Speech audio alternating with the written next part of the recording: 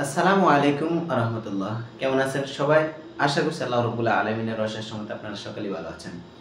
দেখেন, এগুলো সেগুলো, এটা ওটা, এই বাক্যগুলো আমরা ইংরেজিতে কিভাবে বলতে পারি, কিভাবে এগুলো ব্যবহার হয়, এগুলোর ব্যবহার আমরা কেউ জানি এবং কেউ জানি না।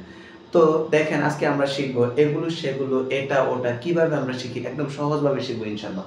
দেখেন, দিস, সবার আগে এই চিহ্নটা দেখেন, এটা ছোট মানে ছোট, এটা বড়, এগুলো ছোট এগুলো বড়।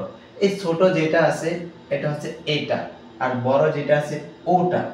এগুলো মানে ছোট যেটা আছে এগুলো, আর বড় যেগুলো আছে ওগুলো।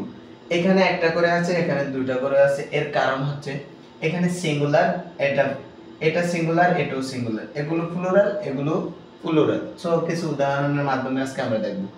দিস শব্দের অর্থ এটা, দিস শব্দের অর্থ কি?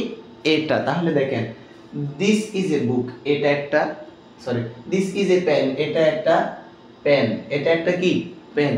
এই কাছে ছোট কাছে, দিস ইজ এ পেন, এটা একটা পেন। তারপর দেখেন, that is a pen, that is a pen, ওটা একটা পেন, কি? ওটা একটা পেন।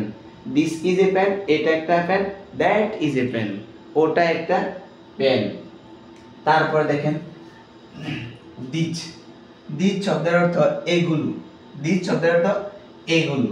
তাহলে দেখেন, এগুলো এই আর শব্দ দ্বারা আমরা জানি কি প্লুরালের ক্ষেত্রে ব্যবহার হয়। তাহলে দেখেন, প্লুরাল মানে দুটো দাগ দেওয়ার কারণ হচ্ছে একাধিক, মানে অনেকগুলো। তাহলে these are books, these are books, ভার্বের সাথে শেষে কি হয়? এস বা ইএস হয়, তাহলে বুকস মানে এস হয়েছে, ঠিক আছে?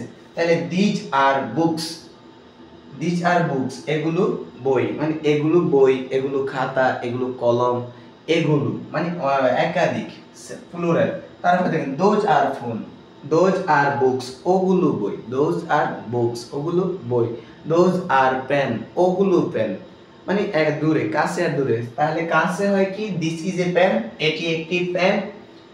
দিস ইজ এ পেন, এটি একটি পেন। দ্যাট ইজ এ পেন, ওটা একটা পেন।